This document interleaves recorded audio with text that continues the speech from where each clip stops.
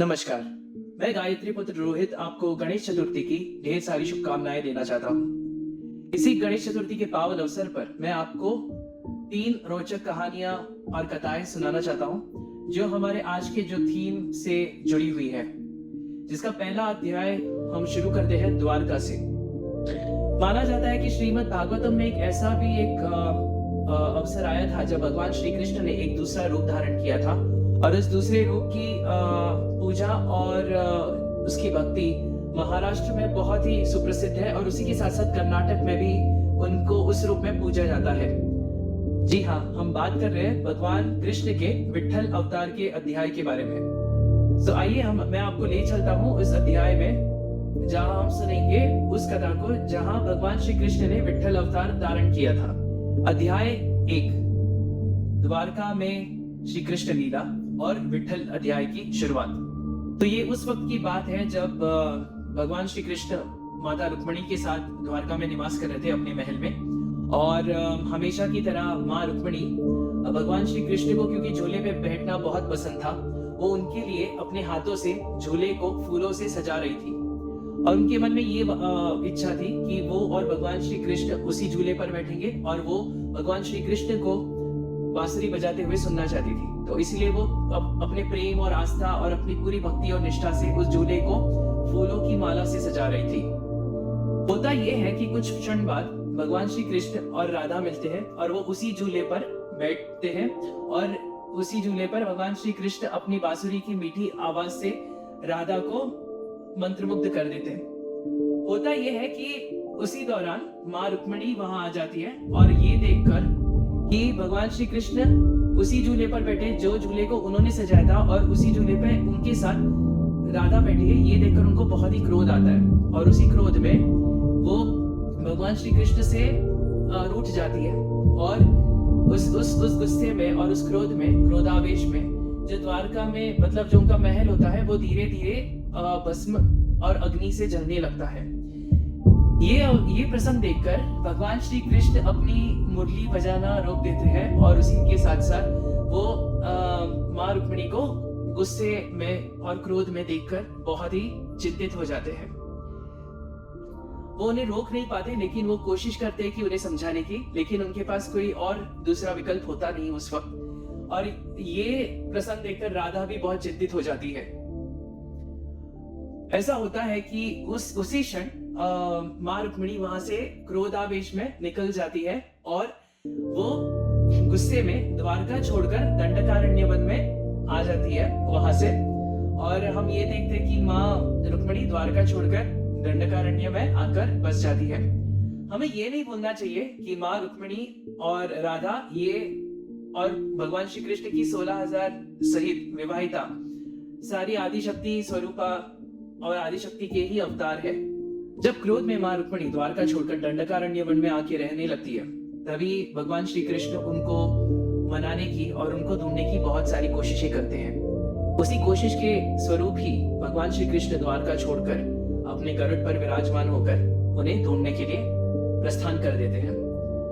उसी क्षण दंडकारण्य आज के दिन में हम उसे पंढरपुर कहते हैं, और वहीं पर एक ऐसा भक्त निवास करता है भगवान श्री कृष्ण का, जो सदैव से ही भगवान श्री कृष्ण की भक्ति में लीन रहता है, और उसी के साथ साथ अपने माता पिता की सेवा भी करता है। भगवान श्री कृष्ण की कई सारी कहानियां हैं, और उन कहानियों में से एक कहानी है उनके भगवान श्री विट्ठल अवतार के बारे में, जो हमारा दूसरा अध्याय है। तो इस अध्याय का नाम है अध्याय दूसरा, कृष्ण का विट्ठल अवतार। श्रीमद् भागवतम में वैसे तो कई कथाएं हैं भगवान विष्णु और उनके अवतारों के बारे में, लेकिन एक ऐसा अध्याय भी है जो शायद ही बहुत कम लोगों को पता हो, जो है भगवान श्री कृष्ण के विट्ठल अवतार के बारे में। भगवान विट्ठल की पूजा महाराष्ट्र में आप सब जगह देखेंगे, और इवन महाराष्ट्र के साथ साथ कर्नाटक में भी, क्योंकि ये श्रीमद् भागवतम का एक ऐसा अध्याय है जो भक्ति रस और बहुत ही करुणामय, और इसकी बहुत सारी कहानियां हैं। और उन हजारों कहानियों में से एक ऐसी कहानी मैं आपके लिए लेकर आया हूँ, जो आपको भगवान श्री कृष्ण और भगवान उनके विट्ठल अवतार से आपको सीधे सीधे जोड़ देगी। उस भक्त का नाम पुंडलिक और उसे आज के दिन में हम भक्त पुंडलिक के नाम से जानते हैं। भक्त पुंडलिक एक बहुत ही निष्ठावान युवक था। उसकी आयु लगभग कुछ 20-25 वर्ष की होगी। उसने छोटी उम्र से ही भगवान श्री कृष्ण की भक्ति करना शुरू करी और उन्होंने भगवान श्री कृष्ण की आस्था में और उनकी भक्ति में हमेशा ही अपने वृद्ध माता पिता की सेवा ही की। वो नित्य दिन एक छोटे से झोपड़े में रहते थे और वही झोपड़ा पंढरपुर क्षेत्र या दंडकारण्य वन में था, जो भीमा नदी के किनारे भी था। जब भगवान श्री कृष्ण उसी रास्ते से जब वो माँ रुक्मिणी को ढूंढ रहे थे, तो उन्होंने अपने भक्त की पुकार सुनी और उन्होंने ये सोचा कि इस भक्त की मैं परीक्षा लेना चाहता हूँ, जो मेरी इतनी वर्षों से भक्ति कर रहा है। वो ये भी जानते हैं और उन्होंने अपनी दूरदृष्टि से ये भी देखा था कि पुंडलिक हमेशा अपनी माता पिता की निस्वार्थ भाव से सेवा करता आ रहा है। उनके लिए चाहे वो खाना बनाना हो या नदी से पानी भरकर लाना हो या अपने खेतों में फसलों को पानी देना हो, वो हर श्रम पूरी निष्ठा और भाव से करता था। और उसी के साथ साथ जब वो अपने घर आता था, वो अपने वृद्ध माता पिताओं की सेवा करता था। उसी दौरान एक दिन भगवान श्री कृष्ण जब माँ रुक्मिणी को ढूंढते ढूंढते उसके घर तक पहुंचे, उन्होंने सोचा कि मैं अपने भक्त की आज परीक्षा लेता हूँ और उसी भक्त की मैं आज निष्ठा को परखना चाहता हूँ। भगवान श्री कृष्ण शाम के समय जब पुंडलिक अपने माता पिता की सेवा कर रहा था, तब वो उसके दरवाजे पर आकर दस्तक देते हैं। होता यह है कि भक्त पुंडलिक जो अपने माता पिता की सेवा कर रहा था, उस दौरान उस वक्त उसके माता पिता उसके गोद में दोनों सर रखकर सो रहे थे, क्योंकि उनके पास तकिया नहीं था। तो भगवान श्री कृष्ण उसके दरवाजे पर है, ये उसे पता चलता तो है और उसने किसी तरह अपना पीठ दरवाजे की तरफ करके वो बैठा था, तो वो देख नहीं पा रहा था कि दरवाजे पर कौन है, लेकिन उसको ये आभास जरूर था कि उसके द्वार पर उसके इष्ट यानी भगवान श्री कृष्ण आ चुके हैं और भगवान आए हैं उसके दर पर। लेकिन वो अपने माता पिता की सेवा में इतना लीन था कि उसने अपने माता पिता से ये वादा किया था कि जब तक आपकी निद्रा पूरी नहीं होती, मैं एक टक हिलूंगा नहीं और आप मेरे गोद को अपना तकिया समझकर आपकी निद्रा पूर्ण कीजिए। तो इसी तरह पूरी रात भर भगवान श्री कृष्ण उसके दरवाजे पर खड़े रहते हैं, लेकिन पुंडलिक को ये भी लगता है कि अपने इष्ट को द्वार पर खड़े रखकर उनका स्वागत ना करना ये उसे अच्छा भी नहीं लगता। तो पुंडलिक क्या करता है कि वो उसे एक युक्ति आती है कि उसके पास ही एक ईंट पड़ी हुई होती है और उसी ईंट को वो सोचता है कि वो अपने इष्ट के पास थोड़ा सा ढकेल देगा, जिससे उसके इष्ट को थोड़ा बैठने के लिए हो जाए या उसे खड़े रहने के लिए हो जाए। नॉर्मली ऐसा होता है कि जब हमारे घर में कोई मेहमान होता है, हम उसका स्वागत कर उसे अंदर आकर एक आसन प्रदान करते हैं। तो पुंडलिक भी यही चाहता था कि जब उसके इष्ट उसके द्वार पर है, वो उन्हें स्वागत कर एक आसन प्रदान करे। लेकिन वो इस विडंबना में था क्योंकि उसने अपने माता पिता को ये वचन दिया था कि जब तक उनकी निद्रा पूरी नहीं होती, वो एक टक हिलेंगे नहीं। तो इस दौरान वो क्या करते कि ईंट अपने हाथ से ईंट जो है दरवाजे की तरफ खिसका देते, जिससे वो ईंट भगवान कृष्ण के पैरों तले आ जाती है। ये ईंट देखकर भगवान श्री कृष्ण बहुत प्रसन्न होते हैं और वो कोशिश बहुत करते हैं विट्ठल को वो कोशिश ये बहुत करते हैं पुंडलिक को कि ये बताने की कि मैं तुम्हारे द्वार पर आया हूँ, तो क्या तुम मेरा स्वागत नहीं करोगे। और ये होता ही है कि जब आप अपने इष्ट को या अपने इष्ट देवता को अगर आपको दर्शन देंगे, तो आप तो सारी काम को छोड़कर उनके चरणों में जाके गिरेंगे। तो उसी तरह भगवान कृष्ण को वो ईंट देते हैं और उसी ईंट को भगवान श्री कृष्ण बहुत ही प्रेम भाव से देखकर उसे स्वीकार करते हैं और अपने दिव्य चरण उसी ईंट पर रख देते हैं। होता यह है कि जब भगवान श्री कृष्ण के चरण उस ईंट को स्पर्श करते हैं, उनके दोनों चरण जब उसी ईंट पर वो खड़े हो जाते हैं, वो अकिम्बो पोजीशन यानी अपने दोनों हाथों को अपनी कमर पर रखकर भक्त पुंडलिक की प्रतीक्षा करते हैं। और ऐसा पहली बार हो रहा था कि जब भगवान खुद अपने भक्त से मिलने के लिए प्रतीक्षा कर रहे थे। नॉर्मली तो भक्त अपने भगवान को मिलने के लिए, अपने इष्ट को मिलने के लिए प्रतीक्षा करते हैं मंदिरों में या कहीं पर, लेकिन ये ऐसा पहली बार हो रहा था कि जब भगवान खुद अपने भक्त के घर आए उनकी परीक्षा लेने, तो भगवान खुद अपने भक्त से मिलने की परीक्षा कर रहे थे। तो यही एक बहुत ही छोटी सी, बहुत प्यारी सी बात है भगवान के बारे में, भगवान विष्णु के बारे में, उनकी उदार और उनकी करुणा भाव के बारे में, कि वो अपने भक्त के लिए सभी हदों को पार कर देते हैं। तो उसी दौरान, उसी क्षण भगवान कृष्ण विट्ठल स्वरूप लेते हैं, जो एक योग मुद्रा समाधि में है। क्योंकि हम हमेशा देखते हैं कि भगवान विट्ठल की आंखें हमेशा बंद रहती है, उनके एक हाथ में शंख और एक हाथ में कमल होता है, जो उन्होंने अपने कमर पर हाथों को रखकर धारण किया होता है, और उसे एक योग मुद्रा पोजीशन या उसे एक योग मुद्रा में हम भगवान के कृष्ण स्वरूप को वहां देखते हैं। और उसी के साथ साथ महाराष्ट्र में ये प्रचलन बहुत है कि एकादशी बहुत ही धूमधाम से मनाई जाती है। अधिकतर आषाढ़ एकादशी और कार्तिक एकादशी, हम आषाढ़ी एकादशी को देवशयनी एकादशी कहते हैं, क्योंकि उस क्षण भगवान विट्ठल, भगवान कृष्ण, भगवान हरि 4 महीने के चातुर्मास में योग निद्रा में अपने आप को समर्पित कर देते हैं, तो उसे देवशयनी एकादशी कहते हैं। और उसी के बाद 4 महीने बाद कार्तिक एकादशी, जो दिवाली के 14 दिन बाद आते हैं, इसे हम देव दीपावली भी कहते हैं। उस दौरान भगवान श्री हरि विष्णु अपने चातुर्मास से जगकर सारे ब्रह्मांड, सारे संसार का संचालन करने के लिए योग निद्रा त्याग कर वो अपने समान अवस्था में आ जाते हैं। महाराष्ट्र में ये भी है कि एकादशी में हम देखते हैं कि वारी शुरू होती है।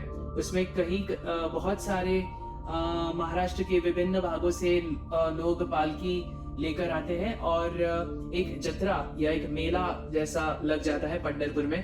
बहुत सारे लोग इसमें भाग लेते हैं। कोविड के बाद जब पहली बारी शुरू हुई थी, उसमें तकरीबन 15 लाख लोगों ने हिस्सा लिया था, और ये बहुत ही खूबसूरत एहसास है कि महाराष्ट्र में इतने सारे संत हुए, और कर्नाटक में भी, जैसे कि हम देखते हैं संत तुकाराम, संत नामदेव, संत ज्ञानेश्वर, संत गोरा कुंभार, मुक्ताबाई, और उसी तरह कर्नाटक में एक बहुत ही सुप्रसिद्ध संत हैं जिनका नाम है पुरंदरदास, और उनके भी भजन, और महाराष्ट्र में इन संतों के लिखे हुए अभंग बहुत ही प्रसिद्ध और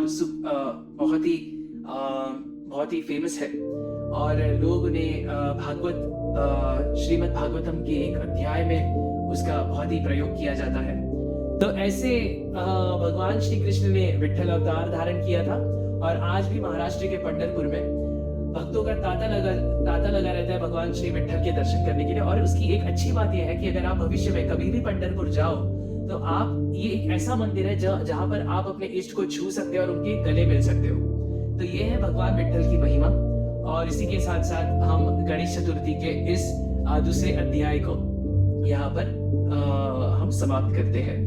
तो हमने हमारे पिछले 2 अध्यायों में ये देखा कि भगवान श्री कृष्ण की लीला द्वारका से शुरू होकर पंढरपुर में आकर समाप्त हो जाती है, और वो भगवान श्री कृष्ण पंढरपुर में विट्ठल अवतार ले लेते हैं, और उसी विट्ठल अवतार को महाराष्ट्र में हर घर में आज पूजा जाता है।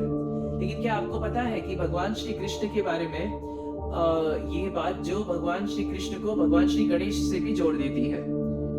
तो आइए मैं आपको इस तीसरी कहानी में ले चलता हूँ। इस तीसरी कथा में आपको सुनाना चाहता हूँ, जो सीधे सीधे हमें भगवान श्री कृष्ण और भगवान गणेश और भगवान विट्ठल तीनों को जोड़ देती है।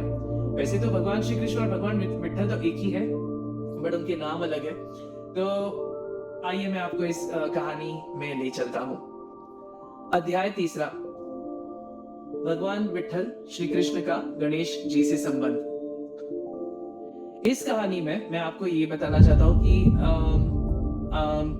हमें तो ये पता है कि भगवान शिव और उनकी शादी माता पार्वती से हुई थी, और ऐसा माना जाता है कि हर औरत में, हर स्त्री में एक ममता भाव छुपा होता है, और उन्हें हमेशा ये इच्छा होती कि उनकी एक संतान हो। सो इस इच्छा ने माँ पार्वती को भी नहीं छोड़ा। तो हमेशा माँ पार्वती ये चाहती थी कि उनका भी एक बहुत ही विद्वान, एक नॉलेजेबल सा, एक वीर योद्धा जैसा कि उनका पुत्र हो। और इसी पुत्र की कामना के लिए वो तपस्या करने लगी कैलाश पर्वत पर। और उन्हें ये आत्मबोध हो जाता है कि उन्हें उनके भ्राता श्री भगवान विष्णु के पास जाकर उसकी भगवान श्री विष्णु से उसके बारे में उन्हें उनसे उनसे कामना करनी होगी कि उनको एक पुत्र प्राप्त हो। तो होता यह है कि माँ पार्वती ब्रह्मांड का सफर करके वैकुंठ लोक पहुंच जाती है और वहां पर वो देखती है कि भगवान विष्णु माँ लक्ष्मी के साथ साथ शेषनाग पर विराजमान है। और भगवान विष्णु जब माँ पार्वती को वैकुंठ में देखते हैं तो वो उनका स्वागत करते हैं, लेकिन वो उनके चेहरे पर ये दुविधा भी देखती है कि उनके मन में कोई तो इच्छा है जो अपूर्ण है। तो भगवान विष्णु उनसे ये पूछते हैं कि स्वागत है आपका बहन, आप कैलाश से वैकुंठ किस विचार में आप यहाँ पर प्रस्तुत हुई हो? आपके मन में क्या शंका है? आप मेरे समक्ष क्या शंका लेकर आप प्रस्तुत हुई है? तो माँ पार्वती भगवान विष्णु से ये कहती है कि उनकी शादी को हुए तो कई वर्ष कई अल्प बीत गए, लेकिन उनको कोई संतान प्राप्ति नहीं हुई। तो वो ये चाहती थी कि उनको एक ऐसी संतान प्राप्त हो जो भगवान विष्णु जितना ही तेजस्वी हो और भगवान विष्णु जितना ही ज्ञान से सुसज्जित हो और वीर योद्धा भी हो। तो ये सुनकर भगवान विष्णु मंद सी मुस्कुराते हैं और वो माँ पार्वती को कहते हैं कि जैसा तुम चाहती हो तुम्हें मेरे जैसा ही एक वीर पुत्र प्राप्त होगा। और आपको बस यही करना है कि जब आप कैलाश पर जाएंगी आपको उस वीर पुत्र को, आपको मेरी छवि को अपने मन में रखकर एक ऐसे पुत्र की रचना करनी होगी जिससे उसमें फिर जीवन आकर वो मेरी तरह ही तेजस्वी, बुद्धिमान और उसी के साथ साथ वीर पराक्रमी पुत्र आपको प्राप्त होगा। तो होता यह है कि जब माँ पार्वती कैलाश लौटती है, वो जिस उबटन से नाती है उसी उबटन की मिट्टी से या उसी उबटन के लेप से कहे एक ऐसी मूर्ति का निर्माण करती है जो एक बालक के स्वरूप में है और जिसका मस्तक एक गज के रूप में है। एक्चुअली स्टोरी तो बहुत अलग है, लेकिन मैं आपको वक्त कम रहने के बावजूद मैं आपको थोड़े शॉर्ट फॉर्म में बता रहा हूँ, लेकिन इसका सार तो वही है। तो उस बालक की मूर्ति की वो रचना करती है और उसी को ही अपनी मंत्र शक्ति और से वो उसे जीवन देती है और उसी के साथ साथ भगवान श्री गणेश का जन्म होता है। तो इसलिए हम हमेशा यही मानते हैं कि भगवान श्री गणेश जो प्रथम पूज्य देवता है और उसी के साथ साथ वो श्री कृष्ण तत्व भी उसमें शामिल है, उनमें कृष्ण तत्व भी निवास करता है। और इसी के लिए हम महाराष्ट्र में श्री गणेश को परब्रह्म स्वरूप कहते हैं और उन्हें सच्चिदानंद भी कहते हैं, क्योंकि वो साक्षात परमात्मा के ही स्वरूप है। और भगवान श्री गणेश और भगवान श्री विष्णु एक ही स्वरूप, एक ही तत्व से ही निर्मित हुए हैं और भगवान श्री गणेश ही विष्णु तत्व है, श्री कृष्ण तत्व है। तो इसी के साथ साथ मैं हमारी आज की इस तीसरे अध्याय को यही समाप्त करना चाहूंगा और मुझे बहुत ही प्रसन्नता हो रही है कि मैं अपनी कहानी आपके सामने रख पाया और मेरे पास जो भी ज्ञान या जो भी मेरे पास जो अर्जित था वो मैं आपसे बांट सका। तो इसी के साथ साथ मैं कहूंगा कि गणपति बप्पा मोरया और भगवान श्री गणेश आप सभी को सुख समृद्धि और आपको ढेर सारी खुशियां जीवन भर दे। और इसी के साथ साथ आप सभी को फिर से गणेश चतुर्थी की ढेर सारी शुभकामनाएं। नमस्ते।